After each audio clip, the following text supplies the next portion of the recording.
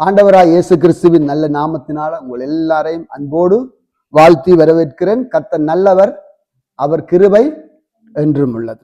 Okay, நாங்கள் இன்றைக்கு வேத பகுதியை திருப்பி கொண்டு வாசிக்க போகிறோம்.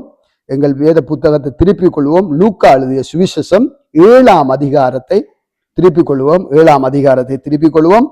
நாங்கள் வாசிக்க கேட்க போகிறோம். 7ஆம் அதிகாரத்துல 36வது வசனத்துல இருந்து, நிறைய வசனம்தான், 36வது வசனத்துல இருந்து 47வது வசனம் மட்டும் வாசிக்க கேட்போம். காதை கொடுத்து நீங்க கேளுங்க. சிஸ்டர் வாசிப்பா. பரிசேயரில் ஒருவன் தன்னுடனே போஜனம் பண்ண வேண்டும் என்று அவரை வேண்டிக் கொண்டான். அவர் அந்த பரிசேயனுடைய வீட்டில் பிரவேசித்து பந்தியிருந்தார். அப்பொழுது அந்த ஊரிலிருந்த பாவியாகிய ஒரு ஸ்திரீ அவர் பரிசேயன் வீட்டிலே பந்தியிருக்கிறதை அறிந்து ஒரு பரணியில் பரிமள தைலம் கொண்டு வந்து அவருடைய பாதங்களின் அருகே பின்னாக நின்று அழுது கொண்டு அவருடைய பாதங்களை தன் கண்ணீரினால் நனைத்து தன் தலைமயிரினால் துடைத்து அவருடைய பாதங்களை முத்தம் செய்து பரிமள தைலத்தை பூசினாள். அவரை அழைத்த பரிசேயன் அதை கண்டபோது, இவர் தீர்க்கதரிசியாய் இருந்தால் தம்மை தொடுகிற ஸ்திரீ இன்னார் என்றும் இப்படிப்பட்டவன் என்றும் அறிந்திருப்பார். இவள் பாவியா இருக்கிறாளே என்று தனக்குள்ளே சொல்லிக் கொண்டான். இயேசு அவனை நோக்கி, சீமோனே, உனக்கு நான் ஒரு காரியம் சொல்ல வேண்டும் என்றார். அதற்கு அவன், போதகரே, சொல்லும் என்றான். அப்பொழுது அவர், ஒருவனிடத்தில் 2 பேர் கடன்பட்டிருந்தார்கள். ஒருவன் 500 வெள்ளிக்காசும் மற்றவன் 50 வெள்ளிக்காசும் கொடுக்க வேண்டியதா இருந்தது. கொடுக்க அவர்களுக்கு நிர்வாகம் இல்லாத போது இருவருக்கும் கடனை மன்னித்து விட்டான். இப்படி இருக்க அவர்களில் எவன் அவனிடத்தில் அதிக அன்பாய் இருப்பான், அதை சொல் என்றார். சீமோன் பிரதியுத்தரமாக, எவனுக்கு அதிகமாய் மன்னித்து விட்டானோ அவனே அதிக அன்பாய் இருப்பான் என்று நினைக்கிறேன் என்றான். அதற்கு அவர், சரியாய் நிதானித்தாய் என்று சொல்லி ஸ்திரீ நிமிடமாய் திரும்பி சீமோனை நோக்கி, இந்த ஸ்திரீயை பார்க்கிறாயே, நான் உன் வீட்டில் பிரவேசித்த நீ என் கால்களுக்கு தண்ணீர் தரவில்லை. இவளோ கண்ணீரினால் என் கால்களை நனைத்து தன் தலைமயிரினால் அவைகளை துடைத்தாள். நீ என்னை முத்தம் செய்யவில்லை. இவளோ நான் உட்பிரவேசித்தது முதல் என் பாதங்களை ஓயாமல் முத்தம் செய்தாள். நீ என் தலையில் எண்ணெய் பூசவில்லை. இவளோ என் பாதங்களில் பரிமள தைலம் பூசினாள். ஆதலால் நான் உனக்கு சொல்லுகிறேன், இவள் செய்த அநேக பாவங்கள் மன்னிக்கப்பட்டது. இவள் மிகவும் அன்பு கூர்ந்தாளே. இவனுக்கும் கொஞ்சம் மன்னிக்கப்படுகிறதோ அவன் கொஞ்சமாய் அன்பு கூறுவான் என்று சொல்லி அவளை நோக்கி, உன் பாவங்கள் மன்னிக்கப்பட்டது என்றார். ஆமென். ஹல்லேலூயா. இங்க இயேசு கிறிஸ்துவை ஒரு பரிசேயன் என்ன செய்கிறார்? விருந்துக்கு அயன்லாடம் பண்றார். சரியா? சாப்பிட்றதுக்கு மஞ்சாறு, சாப்பிட்றதுக்கு அயன்லாடம் பண்றார். இயேசு என்ன செய்கிறார்? போகும்போது அங்க என்ன செய்கிறார்? ஒரு பாவியான ஸ்திரீ என்ன செய்கிறாள்? வந்து இயேசு கிறிஸ்துவுடைய பாதத்துல இருந்து என்ன செய்கிறாள்? தன் கண்ணீரை அவருடைய பாதத்துல ஊற்றி தன் தலைமயிரினால அவருடைய பாதத்தை என்ன செய்கிறாள்? துடைத்து அவருடைய பாதத்தை அவள் என்ன செய்கிறாள்? ஓயாமல் முத்தம் செய்தாள் என்று சொல்லப்படுது. இப்ப என்ன இங்க பிரச்சனைடா, யார் அதிகமாய் அன்பு கூறுவார்கள் என்பதை ஆண்டவர் ஒரு விளக்கம் கொடுக்கிறார். யார் அதிகமா அன்பு கூறுவார்கள், யார் அதிகம் இல்லாமல் அன்பு கூறுவார்கள். சரியா? அப்ப அதுக்குத்தான் ஒரு காரியத்தை சொல்றாரு. என்ன? ஒருவர் 500 வெள்ளிக்காசும் ஒருவர் 50 வெள்ளிக்காசும் கடன் பட்டுறாரு ஒருவரிடத்துல. 2 பேருக்கும் கடனை என்ன செஞ்சிட்டார்? மன்னிச்சிட்டார். இதுல யார் என்ன செய்வார்? யார் அதிகமா அன்பு கூறுவாங்க? நீங்க சொல்லுங்க, யார் அதிகமா அன்பு கூறுவாங்க?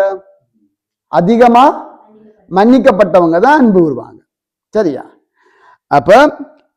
இப்ப இந்த பரிசேயன் பார்க்கிறான், இயேசுடைய பாதத்துல என்ன செய்கிறார்? இந்த ஸ்திரீ இருந்து கண்ணீரை ஊற்றி தன் தலைமையினால துடைச்சு கொண்டிருக்கிறான் பார்த்த உடனே இவன் சொல்லேல தன் மனசுக்குள்ள நினைக்கிறான், இவள் இந்த பாவியான ஸ்திரிய இவர் ஒரு தீர்க்கதரிசி அறியாமல் இருக்கிறாரே என்று மனசுக்குள்ள நினைக்கிறார்.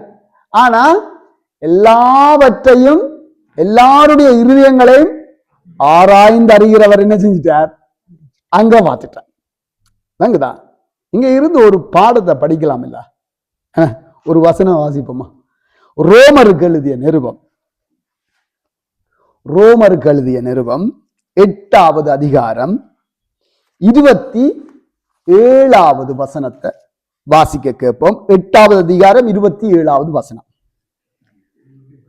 ஆவியானவர் தேவனுடைய சித்தத்தின்படியே பரிசுத்தவான்களுக்காக வேண்டுதல் செய்கிறபடியால் இருதயங்களை ஆராய்ந்து பார்க்கிறவர் ஆவியின் சிந்தை இன்னதென்று அறிவார். என்னவாம்? இருதயத்தை என்ன செய்கிறார்? ஆராய்ந்து பார்க்கிறார். ஆராய்ந்து பார்க்கிறார். என்னவாம்? ஆவியின் சிந்தை இன்னதென்று சரியா அறிவார். அப்ப ஆவியின் சிந்தி ஒன்று இருக்கு, மாமிசத்தின் சிந்தி ஒன்று இருக்கு. அது எங்க இருக்கு? மாமிசத்துல மாமிசத்தின் சிந்தை வரும், ஜீவன்ல ஆவியின் சிந்தை வரும். அது எங்க என்ன வசனத்துல சொல்லப்பட்டிருக்கு? ரோமருக்கு எழுதிய நிருபத்துல நீங்க பார்த்தீங்களா இருந்தா அதுல சொல்லப்படுது. திருப்பி எடுத்துக்கொள்ளுங்க. ரோமர் 8ஆம் அதிகாரத்துல திருப்பி கொள்ளுங்க. 8ஆம் அதிகாரம் திரும்பவும் ஒருக்கா வாசிப்போம். 8ஆம் அதிகாரத்துல 8ஆம் அதிகாரம் ஓகே 6வது வசனத்தை வாசிப்போம். 6வது வசனம். மாம்ச சிந்தை மரணம், ஆவியின் சிந்தையோ ஜீவனும் சமாதானமுமா? மாமிச சிந்தை மரணம், ஆவியின் சிந்தையோ ஜீவனும் சமாதானம். சரியா? இப்ப இந்த இருதயத்துக்களை நினைக்கிற ஒருவரும் காணல, ஒருவரும் காணல இருதயத்துல. இவர் என்ன, இவர் தீர்க்கதரிசி பெரிய ஆள் என்று ஒன்று நினைக்கிறார், ஆனா என்ன பாவிய தெரியாம இருக்கிறார். விளங்குதா? அப்ப இங்க ஆண்டவர் அதுக்குத்தான் நல்ல அழகா ஒரு ஒன்று சொல்றார். மனுஷன் பார்க்கிற விதமா ஆண்டவர் என்ன செய்யறது இல்ல, பார்க்கிறது இல்ல. சரியா? ஆண்டவருடைய உன் நினைவுகள் என் நினைவுகள் அல்ல, உன் வழிகள் என் வழிகள் இல்லை என்று கர்த்தர் சொல்லுகிறார். அப்ப பாருங்க, இவனுக்குள்ள என்ன நினைவு வந்திருக்கு? மாமிச சிந்தை. தேவன் பார்க்கிற விதமாய் இவன் பார்க்கவில்லை. விளங்குதா? தேவன் பார்க்கிற விதமாய் பார்க்கவில்லை. நாங்களும் இதுல இருந்து கற்றுக்கொள்ள வேணும். தேவன் பார்க்கிற விதமாய் பார்க்க வேணும். தேவன் பார்க்கிற விதமாய் நீங்கள் பார்க்கிறீங்கள் என்றால் உங்களுக்குள்ள என்ன சிந்தை இருக்கு தெரியுமா? ஆவியின் சிந்தை இருக்குது. தேவன் பார்க்கிற விதமாய் பார்க்கவில்லை என்று இருந்தால், நாங்கள் பார்க்கவில்லை என்றால் நமக்குள்ள என்ன சிந்தை இருக்கு? மாமிசத்தின் சிந்தை இருக்கு. விளங்கிட்டா? அப்ப இங்க ரோமருக்கு என்ன ரோமருக்கு பவுல் சொல்லுகிறார், மாமிச சிந்த மரணம். விளங்கிட்டா? அப்ப எங்களை சமாதானத்தில இருந்து நீக்கிறோம். விளங்கிட்டா? நீங்க மாமிச சிந்தையிலேயே வாழ்ந்து கொண்டு நாம் இருப்போமா இருந்தா எங்களுக்குள்ள என்ன இருக்காது? சமாதானம் இருக்காது, இருள் வந்துடும். விளங்குதா? மாமிச சிந்தையிலே வாழ்ந்து கொண்டிருந்தோம்னா இருள் வந்துடும், சமாதானம் இருக்காது. அப்ப ஆவியின் சிந்தை தான் என்னத்தை கொண்டு வரும்? ஜீவனையும் சமாதானத்தையும் கொண்டு, ஒரு உயிரை கொண்டு வரும், வாழ்வை கொண்டு வரும், நித்திய ஜீவனை கொண்டு வரும். விளங்குதா? அப்ப எங்களுடைய சிந்தை எப்படி இருக்குன்றதை கண்டுகொள்ள வேணும். அப்ப இதுல இருந்து நாங்கள் கற்றுக்கொள்ளுகிறது, மற்றவர்களை பார்க்கும் போது நீங்க எப்படி பார்த்து நிதானிக்கிறீங்க. சரியா? ஓகே. தப்பு கணக்கு என்ன செய்யக்கூடாது? போடக்கூடாது. இந்த கணக்கு சரியாக இருக்கணும். அது எந்த கணக்கு? ஆண்டவர் பார்க்கிற விதமாய் கணக்கு போட வேண்டும். இங்கதான் மனுஷனுக்கு உலகத்துக்கு நமக்கும் வித்தியாசம். உலகம் பேசும், பாருங்க சபையில நிறைய பாவம் செய்தவர்கள் வருவார்கள், ஆண்டவர் மன்னிச்சு கழுவிடுவார். ஆனா நாங்க என்ன செய்வோம்? நாங்கள் திரும்பவும் பாவி ஒன்று இருப்போம். அதுல என்ன தெரியுமா அர்த்தம்? அதுக்கு நாங்கள் கடவுளை விட பெரியாக்களா மாறிடுவோம். ஏன் கடவுளையே என்ன செய்யறார்? வேதத்துல இன்றைக்கு மாற்றீங்களா? என்னவா சங்கீதத்துல அவர் என்ன செய்யறார்? கிழக்குக்கும் மேற்குக்கும் எவ்வளவு தூரம் அவ்வளவு தூரமா பாவத்தை என்ன செஞ்சிட்டார்? தூக்கி எறிஞ்சிட்டார், அகற்றி போட்டார். ஆனா நாங்க என்ன செய்யறோம்? அவர் அகற்றினதை நாங்க என்ன செய்யறோம்? தேடி தேடி போய் எடுத்துக்கொண்டு வந்து காண்பிக்கிறோம். அப்ப நாங்க யாருக்கு விரோதமா பாவம் செய்யறோம்? தேவனுக்கு விரோதமா பாவம் செய்யறோமே இல்லையா? ஒருவர் பாவத்தை மன்னிச்சா அந்த பாவத்தை ஆண்டவர் வெறுத்துட்டார் விட்டுட்டார் என்று சொன்னா அதை திரும்பி திரும்பி கதைத்தால் அது சரியான கூடாது. பாவம் மன்னிக்கப்பட்டால் அதை திருப்பி திருப்பி கதைக்க கூடாது, அதை திருப்பி திருப்பி கிளறக்கூடாது. அதான் சொல்லணும், குப்பையை கிளறதுன்னு சொல்லுவாங்க. நீங்க குப்பையை போடுவீங்க, அதை கிளறி பாருங்க, என்ன என்ன வரும்? நாட்டம் தான் வரும். கிளறக்கூடாது. ஒரு நாளும் விட்டு விட்டு வந்த பாவத்தை கடவுளே திரும்பி பார்க்காட்டி அவரே என்ன செய்யறாராம்? முதுகுக்கு பின்னால போகிறார். நாம திருப்பி பார்க்கக்கூடாது. எங்களுடைய பாவத்தையும் திருப்பி நினைச்சு பார்க்கக்கூடாது, பிறருடைய பாவத்தையும் பார்த்து குற்றமாய் கதைத்து கொண்டு இருக்கக்கூடாது. கர்த்தரே மன்னித்துட்டார். நாங்கள் கர்த்தருக்கு மேல ஒரு மனிதர்கள் அல்ல. நாங்களும் என்ன செய்யணும்? மன்னிக்கிறது மட்டுமில்ல, மன்னித்து மறந்து விட வேண்டும்.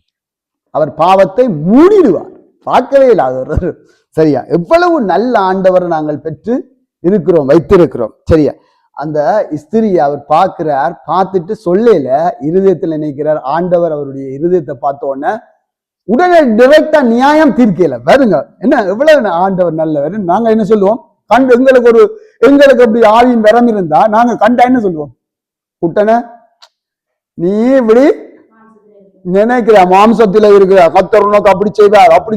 ஆனா கத்தர் அழகா அவனுக்கு புரியத்தக்கதாய் எவ்வளவு ஒரு உவமையை சொல்லி விளங்கப்படுத்துற பாருங்க. ஒரு பிள்ளைக்கு, சின்ன பிள்ளைக்கு படிப்பிக்கிற மாதிரி நம்முடைய ஆண்டவர் என்ன செய்யறார்?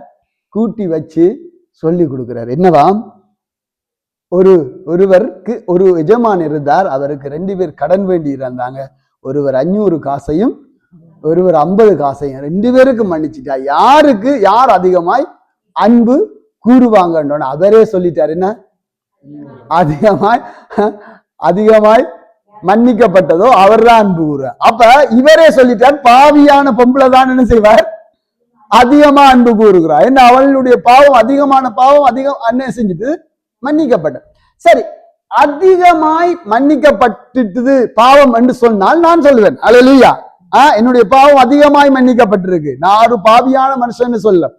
அப்ப அதிന്റെ கிரிய தெரியும். விளங்குதா உங்களுக்கு? நீங்க ஒரு அதிகமாய் அதிகமாய் பாவம், விளங்குதா? பாவம் என்ற அதிகமாய் துரோகங்கள் பொல்லாப்புகள் செய்து ஆண்டவர்கிட்ட வருவாங்க இல்ல, அவங்க உயிரை கொடுப்பாங்களா ஆண்டவருக்காக.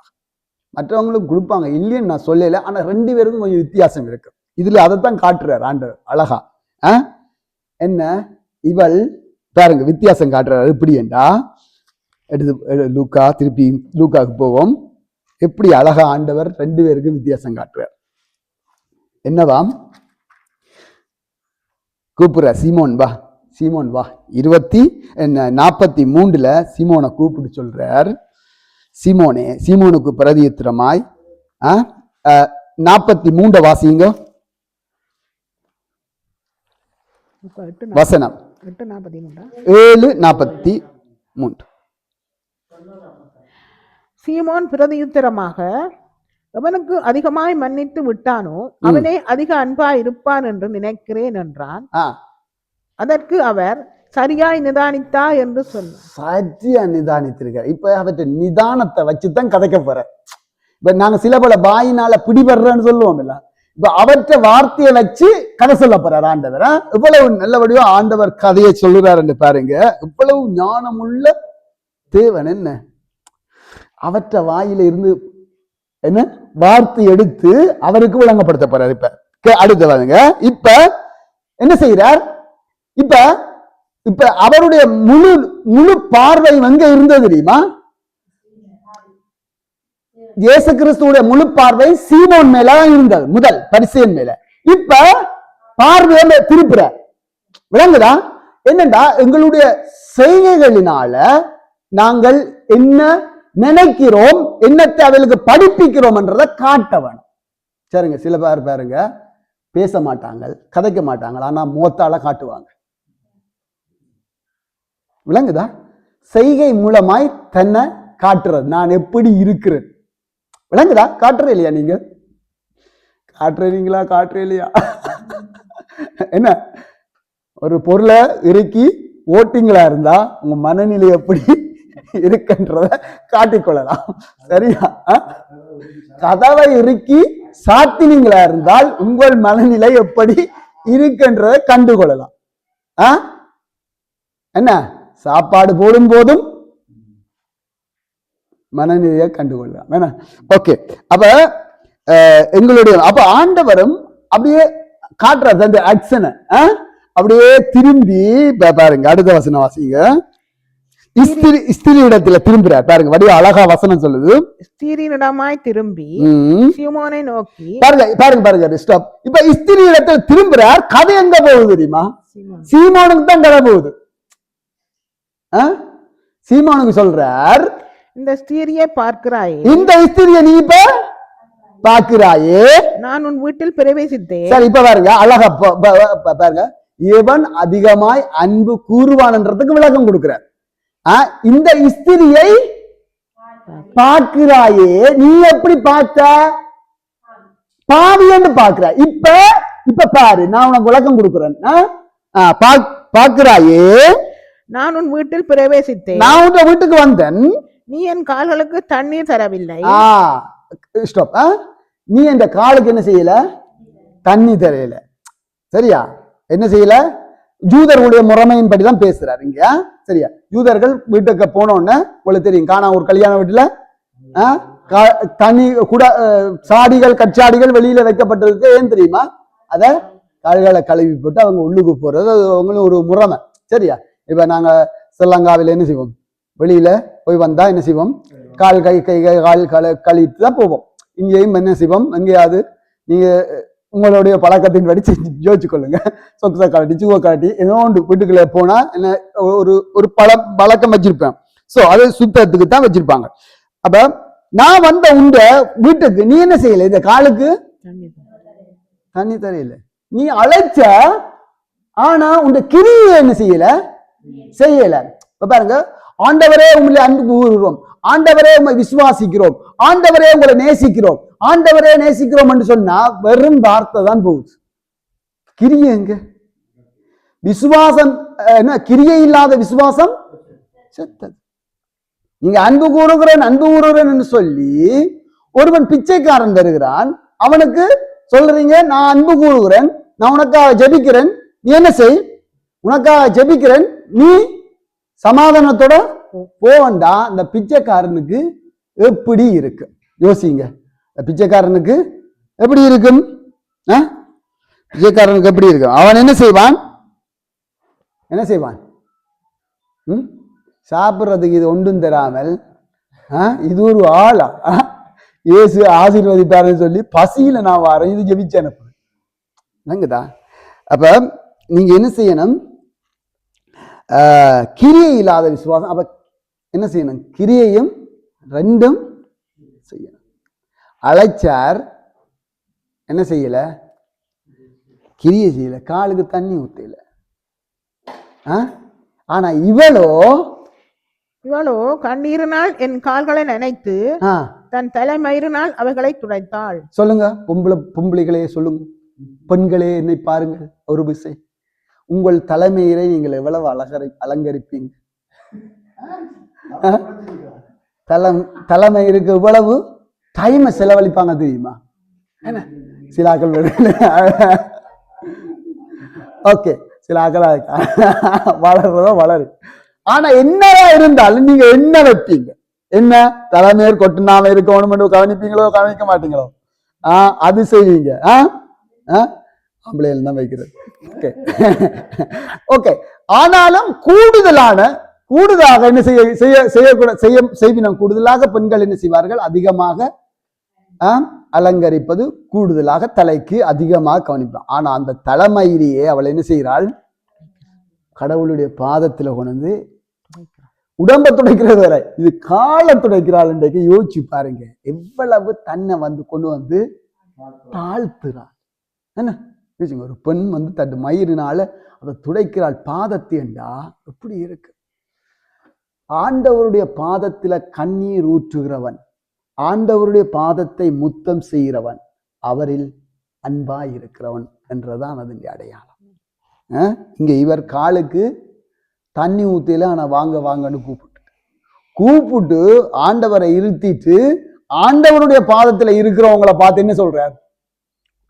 கணக்கு போட்டு கொண்டு இருக்கிறார். இல்லைங்கதா? ஆண்டவற்றை வர்றவங்களை பார்த்து கணக்கு போடுறாக்கள் இருப்பினும் சிலாக்க பாருங்க சபைகளுக்குள்ள இருந்து. அப்ப பாருங்க. ஓகே, அப்ப அடுத்தது என்ன சொல்லுங்க, அடுத்த வாசிப்போம். நீ என்னை முத்தம் செய்யவில்லை. ஸ்டாப். நீ என்ன செய்யல? முத்தம் செய்யல. விளங்குதா? ஜூதர்களுடைய முறைமை தான் இதுமா. என்ன செய்வாங்க? ஸ்ரீலங்கா மக்களுக்கும் அது இருக்கு. என்ன கட்டி அணைத்து முத்தம் பண்ணுவாங்க. ஏன்னா சில இடங்கள்ல நான் நினைக்கிறேன் இந்தியாவில் இருக்குமா இல்லை, நான் கைதான் குடிப்பினோம். என்ன இங்க இலங்கையுடைய ஒரு பழக்கம் என்ன செய்வாங்க? கட்டி முத்தம் பண்ணுவாங்க அப்படி. சரி, அப்ப இங்கேயும் என்ன செய்வாங்க? இங்கேயும் ஜெர்மன்லயும் ஒரு முறைமை இருக்கு. கை கொடுப்பாங்க பெண்கள் கட்டி அணைத்து, இல்லை ஆண்களும் கட்டி அணைத்து பெண்களை அணை அப்படி, அது ஒரு முறைமை இருக்கு. அது பவுல் அதான் சொல்ற பரிசுத்த முத்தத்தோடு. விளங்குதா? முத்தத்துல 2-3 விதம் இருக்கு. என்ன சரியா? ஆனா இங்க பவுல் சொல்லுறார் என்ன? பரிசுத்த முத்தம். ஏனென்றா இந்த முத்தத்தை ஏன் சொன்னார்ன்னு சொல்றேன்னா, சரியா, இங்க வந்து ரோமர்கள் ரட்சிக்கப்படும் போது யூதர்கள் ரட்சிக்கப்பட்டாங்க, கிரேக்கர்கள் ரட்சிக்கப்பட்டாங்க. ஆனா யூதர்களுடைய முறைமை வந்து கண்டுபிடிச்சு முத்தமிடுறது. விளங்குது? அவங்க வரும்போது இவங்களுக்கு என்ன? இப்ப இல்ல, இவங்க கையை கொடுப்பாங்க. அவங்களோட முறைமை என்ன? கை கொடுக்கிறது. அப்ப இப்ப முத்த பிரச்சனை வந்துடும். இவங்களை கொஞ்சலாமா கொஞ்சம் கூடாதா வித்தியாசம் இல்லை. சந்தோஷமா அன்பிலாம் செய்யற முத்தம். அப்ப அதனாலதான் பவுல் சொன்ன, அதுக்கென்று எல்லாரையும் கொஞ்சம் கொன்றதுக்கு பவுல் சொல்லல. எல்லாரும் சபையில கொஞ்சம் வேணும்ன்றது அர்த்தம் இல்லை. அந்த அதுல வந்து பாகுபாடு என்ன செய்யாதீங்க, பார்க்காதீங்கோன்றதுக்காக தான் அதை சொன்னார். பரிசுத்த முத்தம் என்றால் என்னன்றது. ஓகே. ஆனால் வேற இடங்கள்ல எல்லாம் இருக்கு. யூதாஸ் என்ன முத்தம் கொடுத்தார்? வஞ்சகமாக காட்டி கொடுக்கிற முத்தம் செய்தார். சில ஆட்கள் மனசுக்குள்ள உண்ட வச்சு கொண்டு என்ன செய்வாங்க? ஏதோ உலகத்திலே அவங்கள போல அன்புள்ளவங்க இல்லாதபடி முத்தம் செய்வாங்க. சரியா? அந்த முத்தம் எல்லாம் என்ன முத்தம்? வெளிவேசமான முத்தங்கள். இப்படி நிறைய இருக்கு.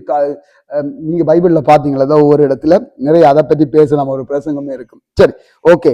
இவர் என்ன செய்யல? முத்தம் செய்யல. அவர் என்ன செய்யல? தன் ஒரு உறவுக்குள்ளேயே அவர் எடுத்துக்கொள்ளல. முத்தம் செய்தால் அவர் வந்து தனக்கும் எனக்கும் உறவு சொல்லுவாங்க. தமிழ் ஸ்ரீலங்காவில ஒரு பழக்கம் இருக்கு. கல்யாண வீட்டுக்கு போனா சொல்லுவாங்க, நீ கை நினைக்காம என்ன செய்யாத போகாது என்று. அது ஒரு பழக்கம். என்ன? உறவைத்தான் அது காட்டுது. என்ன? கை நினைக்கிறேன்னா சாப்பிடாம போகாது என்றது. சரியா? அப்படி ஒவ்வொரு ஆட்கள்ட ஒரு பழக்கம். அத மாதிரி அவங்களும் என்ன செய்யறாங்க? கட்டி முத்தம் படுகிற ஒரு பழக்கம். மரியாள் என்ன செய்தார்? இயேசு கிறிஸ்து உயிர்த்தெழுந்த உடனே அவருடைய பாதத்தை கடைபிடிச்சுக்கிட்டே இருந்துட்டார். ஆண்டவர் கொஞ்சம் விடு, நான் என்ன பிதாவுடைய சித்தத்தை செய்ய வேண்டும். இல்லைங்கதா? அது அவங்களுடைய கலாச்சாரத்தில். அப்ப பாருங்க, இங்க என்ன செய்கிறார்? நீ என்ன முத்தம் செய். இவளோ அதிகமா அன்பு செலுத்துறாள். என்ன தெரியுமா? அதிகமா அவளுக்கு என்ன செஞ்சது? மன்னிக்கப்பட்டது. கிரிய அதிகமாய் செய்வார்கள். அதிகமாய் ஆண்டவர் அதிகமாய், ஆண்டவர்ல நேசம் அதிகமாய், உம்மீடு கொண்ட நேசம் அக்கினி ஜுவாலை என்றோம். தண்ணீரும் வெள்ளங்களும் என்ன செய்யாது? தணிக்க முடியாது. உங்களுடைய நேசம், என்னுடைய நேசம் என்ன செய்யணும்? என்ன மாலை வந்தாலும் பிரதர் சொல்லுவார், என்ன சினோ வந்தாலும் நான் கடவுள் என்ன கூட்டி கொண்டு வந்தவர், நான் திருப்பி கொண்டு வருவார். நைட் பிரதருக்கு வந்துட்டு போவார். தனி மனுஷன். அது ஒரு அசைக்காத, அது ஒரு நம்பிக்கை கடவுள் மீது. அப்படி இருக்கணும். ஒவ்வொரு அசைக்காத ஒரு கடவுள் மீது தீவிரமாய் கடவுள் மீது ஒரு அன்பும் பற்றுதலும். ஆண்டவர் அதற்கு என்னண்டா, என்னுடைய அக்கிரமங்களை, என்னுடைய எல்லாவற்றையும் என்ன செஞ்சார்? மன்னிச்சிட்டார். இதெல்லாம் என்ன? ஒரு தூசி. பாதத்தில் அமர்ந்து என்ன அடுத்தது இல்ல முத்தம் செய்தால் இவளோ நான் உட்பிரவேசித்த உட்பிரவேசித்ததுல இருந்து என் பாதங்களை ஓயாமல் முத்தம் செய்தாள். ஹல்லேலூயா. ஓயாமல் ஆண்டவருடைய பாதத்துல இருந்து அன்பு கூறணும். என்ன ஓயாமல் ஆண்டவருடைய பாதத்துல இருந்து அன்பு கூறணும். நன்மை செஞ்சா மட்டுமா அன்பு கூறணும்? பிள்ளைகளே, தேவனுடைய பிள்ளைகளே, நன்மை செஞ்சா மட்டுமா அன்பு கூறணும்? பாடுகளிலும் அன்பு கூறணும், கண்ணீரிலும் அன்பு கூறணும், துக்கத்திலும் அன்பு கூறணும், சமாதானத்திலும் சந்தோஷத்திலும் எல்லாத்திலும் எல்லா நேரத்திலும். ஆண்டவர் சொல்லுகிறாருல்ல சீசர்களை பார்த்து, நீங்க எல்லா நேரத்திலும் என்னோட கூட இருந்த நீங்க. எப்படி அழகான ஒரு வார்த்தை. நீங்களும் ஆண்டவர் உங்களை பார்த்து பரலோகத்துக்கு நீங்க போகும்போது என்ன சொல்லுவார்? பாடுகள் என்ன விட்டுட்டு போகல. என்ன உனக்கு வேதனை வந்தது, வியாதி வந்தது, துக்கம் வந்தது, தனிமை வந்தது, ஒத்திரம் வந்தது, கணவன் மனைவி பிள்ளைகள் சொந்தம் பந்தம் எல்லாத்தாலும் வந்தது. ஆனாலும் நீ என்ன செஞ்ச? எனக்காக நின்றாயல்ல என்று எங்க சொல்லுவார் தெரியுமா? தூதர்களுக்கு முன்பாக சகல மக்களுக்குமா வா வெல்கம் என்ற சோன் வா என்று சொல்றதை விட உங்களுக்கு என்ன வேணும் பெரிசு? அதுதான் நீங்கள் கொடுக்கிற பெரிதான விலையான அன்பை செலுத்துங்க ஆண்டவர்ல. அந்த அன்பு உங்களை உருக்கணும். ஆமென். அவள் என்ன செய்தாள்? ஆண்டவர் இவ்வளவு பாவம், எல்லாருமே என்ன ஒரு கேவலமா நினைச்சாங்க. ஆனா ஆண்டவருடைய பாதத்துல இருக்கக்கூடிய அவர் காலால தள்ளிட போ பாவி நீ என்று சொல்லல. என்ன செய்தார்? தன் காலை முத்தம் செய்ய விட்டு கொடுத்தார். எவ்வளவு அன்பான ஆண்டவர் சொல்லுங்க. கிரியை செய்ய வேண்டும். தேவனுடைய ராஜ்யம் பேச்சில் அல்ல பலத்தில் இருக்கிறது. கிரியை செய்ய வேண்டும். ஓகே, அடுத்தது பார்ப்போம். நீ என் தலையில் எண்ணெய் பூசவில்லை. நீ என் தலைக்கு என்ன பூசையில? இவளோ என் பாதங்களில் பரிமள தைலம் பூசினாள். பரிமள தைலம் பூசினாள். பரிமள தைலமாம் இயேசுவின் நாமம் பாருங்கும் வீசிடும், வாசம் வீசிடும் இயேசுவின் நாமம். பரிமள தைலத்தை இயேசுவின் பாதத்துல பூசி என்ன செய்தாள்? என்ன செய்தாளாம்? பூசினாள். என்ன எல்லா இடம் வாசனை வீசத்தக்கதாக அவள் அப்படி ஒரு அழகான ஒரு அன்பை ஆண்டவருக்கு சொல்லுங்க. கொரிந்தியர்ல சொல்லப்படுது அன்பு என்ன செய்யுமாம்? சொல்லுங்க. நீடிய சாந்தம், தயவு. அன்புக்கு பொறாமை இல்லை. அன்பு தன்னை புகழாது, இருமாப்படையாது, சினங்கொள்ளாது, அயோக்கியமான செய்யாது, தற்பொழிவ நாடாது, வீம்பு செய்யாது, அநியாயத்துல சந்தோஷப்படாது, சத்தியத்துல சந்தோஷப்படும், சகலத்தையும் தாங்கும், சகலத்தையும் சகிக்கும், சகலத்தையும் நம்பும், சகலத்தையும் விசுவாசிக்கும். அன்பு ஒரு காலம் ஒழியாது. எல்லாம் என்ன செஞ்சிடும்? ஓய்ந்து ஒளிந்து போயிடும். ஆனால் அன்பு ஒருபோதும் நம்பிக்கை, அன்பு, விசுவாசம், இதுல எது? அன்பே. தேவன் அன்பாய் இருக்கிறார். நம்முடைய இருதயங்களில் என்ன செய்கிறார்? பரிசுத்த ஆவியானவர் அன்பை ஊற்றி இருக்கிறார். நாங்கள் என்ன செய்யணும்? அன்பு கூற வேண்டும். அன்பை கொடுக்கணும். கொடுக்கிறதுக்கு உங்கள்ட்ட என்ன இருக்கு? இங்க பணத்தை கொடுக்குறீங்களோ, அதை கொடுக்குறீங்க, அது அடுத்தது. அன்பை பரிமாறுங்கள். சாப்பாட்டை எப்படி பரிமாறுறீங்களோ அதே மாதிரி என்ன செய்யுங்க? அன்பை பரிமாறுங்க. அன்பு என்ன செய்யும்? சரி, அன்பு இருக்கண்டா என்ன செய்வினம்? சகிப்பினம். என்ன அப்படித்தானே? அன்பு இருக்கா? ஆமென். அப்ப அன்பு கூறும் போது நீங்க உங்களுடைய குடும்பத்துல முதலாவது நான் அன்பு கூற போறேன். ஏன் தெரியுமா? தேவன் என்ன மன்னிச்சார், நானும் மன்னிக்கும் போது என்னதை காட்டுறேன்? நான் அன்பை காட்டுறேன். தேவன் என்ன பொல்லாதவனா பார்க்காம அன்பு கொண்டார். இதுதான் வித்தியாசம். விளங்குதா? இதுதான் மனுஷர் செய்கிற பிரச்சனை. இவன் ஒரு பொல்லாதவங்க என்ன அன்பு கூறுறது, அன்பு கூறுறதுன்னா நான் மன்னிக்க மறக்கல. இப்படி என்ன செய்யறோம், இதுகள் எல்லாம் மெல்ல மெல்ல மெல்லமா செதில் எடுக்கணும். மீனை வச்சுட்டு ஒட்டு செதில் எடுக்கணும். எங்கெல்லாம் செதில் இருக்கோ மீனை நான் செதில் எடுத்துட்டு மாமிட்டு சமைக்க கொடுத்தா மாமா திருப்பி செதில் எடுத்தார்.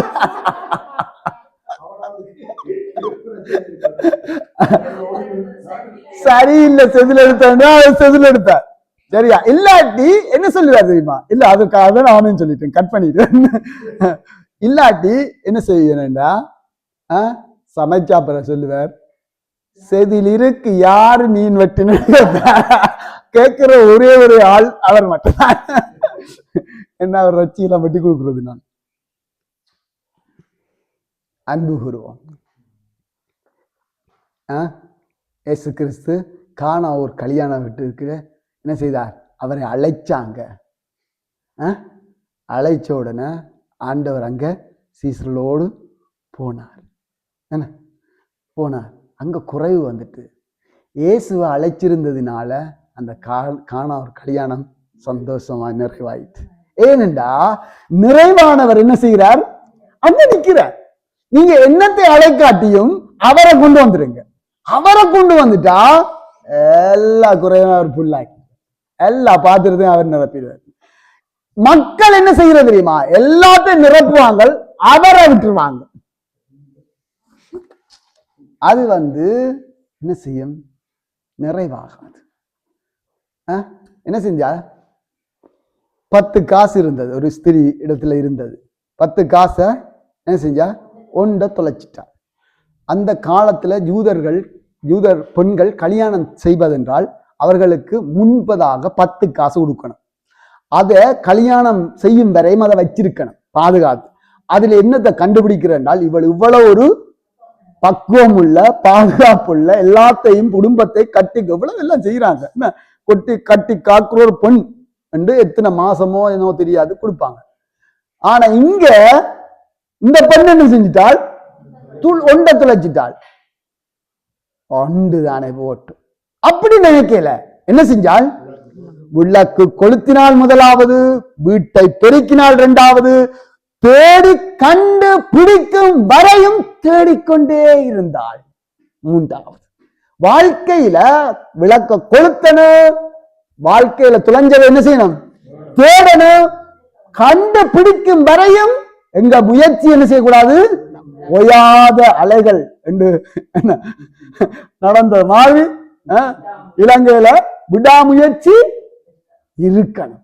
அதை பிடிச்சு தொடர். அதான் என்ன எகிப்தியர் சொன்னாங்க, என்ன தொடர்வேன், பிடிப்பேன், கொள்ளையாடி பங்கிடுவேன், என் ஆசை என்ன செய்யும், முன்ன பற்றி கொள்ளும் வந்துட்டு ஓமாம் போங்கன்னு சொல்லிட்டு என்ன செஞ்சான், தொடர்ந்து கழிச்சு கொண்டே வந்தான். என்ன அப்ப நாங்கள் என்ன செய்ய வேணும், எங்களுடைய அன்பு,